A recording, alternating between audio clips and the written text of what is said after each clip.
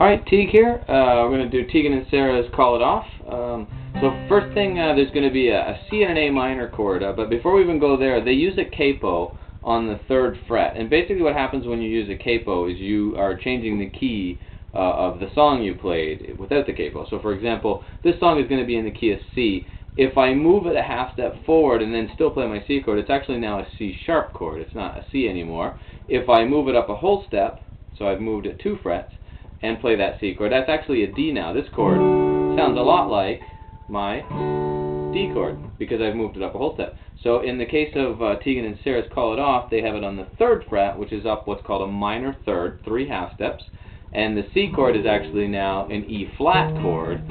So they're going from an E flat chord to a C minor chord. But for those that don't have a capo, we're going to just play it in C because it works just fine. And I'm going to do a video on how to make a capo if you don't have one, just with using a pencil and elastic. But anyway, let's jump right in. C chord, 1st finger on the 1st fret of your 2nd string, 2nd finger on the 2nd fret of your 4th string, and 3rd finger on the 3rd fret of your 5th string. In case you don't know, this is our C chord. With our C chord, our thumb is going to play the 5th string here. This tune is finger pick, so there's no pick. Your index and middle are going to play strings 2 and 3. So you have the index on 3, the middle on 2. These 2 fingers will not leave, just like in the Hey There Delilah video I did. If you've done that lesson, these fingers never leave these 2 strings, just like Hey There Delilah on this one. So if you've done that one, this one should seem easy. If you've not done that one, you may want to do it after this one because they're kind of connected. Anyway, this thumb is going to stay on the 5th string here, and we're going to play 8 notes so we're going to play 8 notes in one measure, so a measure of 8 notes. And the thumb will be on all the beats, and the index and middle will be on all the upbeats, or the and of the beat. 1 and 2 and 3 and 4 and that's one measure. 1 and 2 and 3 and 4 and. Yeah, and it goes kind of quick. But that's just practice. So it's just, first it's just starting with this and getting comfortable with that thumb and index and middle alternating back and forth and getting it to where you feel like, oh, okay, that's easy. All right. And again, remember, 2 and 3 do not move through the whole song. The thumb is going to go from 4 to 5 to 6, depending on the chord. Okay, so in the first part of the tune, we're going from C to A minor. So all that we have to do to make that change happen is move the 3rd finger from the 3rd fret of your 5th string right underneath your 2nd finger, so it's on the 2nd fret of that 3rd string. And this gives us an A minor chord.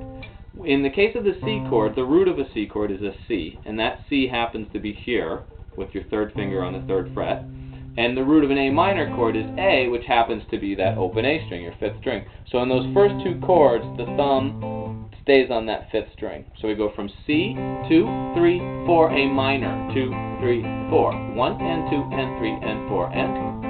I'll play it a little bit slower. So here's our C, A minor. And this is the very beginning of the tune. I won't regret saying this thing that I'm saying. Alright, the next part of the tune is going to go to a big G chord. You probably know this one, but if you don't, your 1st finger is on the 2nd fret of your 5th string, 2nd finger or middle finger is on the 3rd fret of your 6th string, and your 3rd finger is on the 3rd fret of your 1st string.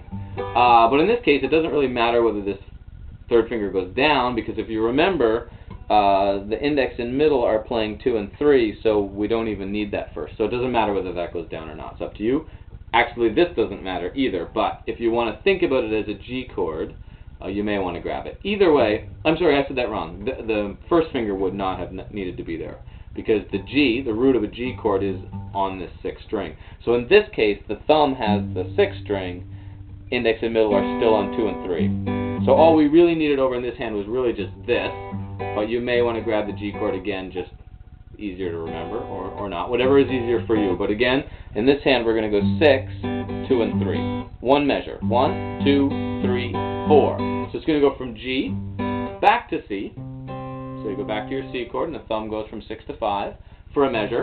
And then we're going to go back to the G chord again, but it's a little bit different. This one's called a G/B. It's called a slash chord. In other words, instead of G being in the bass, we're going to leave this B in the bass. So this G chord, we do need the 1st finger, unlike the last one. The thumb will be on the 5th string. That's going to give us the B.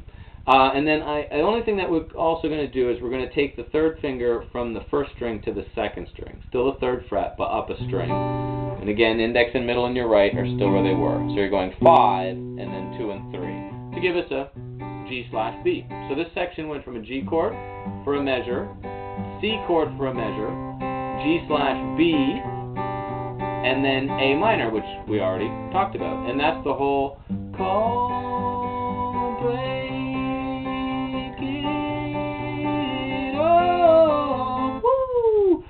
Anyway, do that one twice. And then the next part's going to go from an F chord. So it's going to give the first finger on the first fret of your second string, second finger on the second fret of your third string, and the third finger on the third fret of your fourth string to give us an F chord. In this case, the thumb is now on the fourth string because the root of an F chord is F, and that happens to be on the third fret of your fourth string. So fourth string, thumb, and again, index and middle. I don't need to keep saying it probably, but they stay where they were. You could also play like the big barred F if you know that one, but again, we don't really need 3 and 4 because we don't touch those strings, so it would really just be the first finger playing that low F. So then in which case it would be on the 6th string instead of the 3rd. It doesn't matter.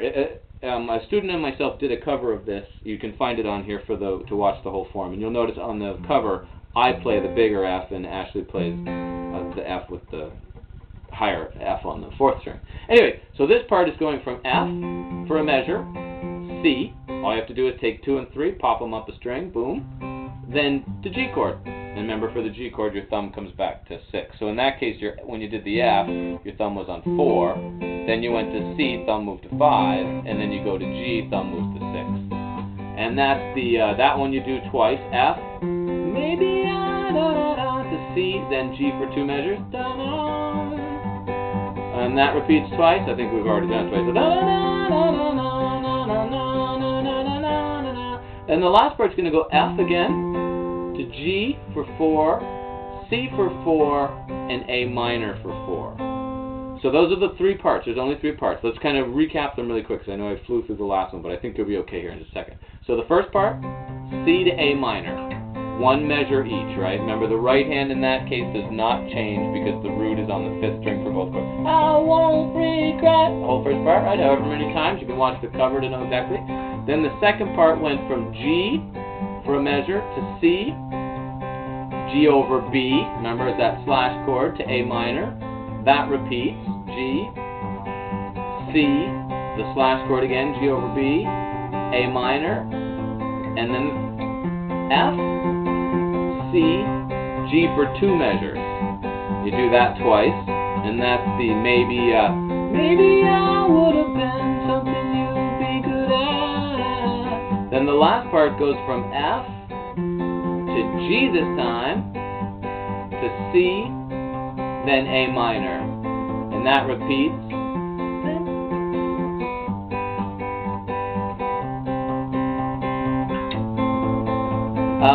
And that's all the parts of the tunes. You can watch the cover again to see kind of the order of it. Oh, there's one little tiny thing where we go,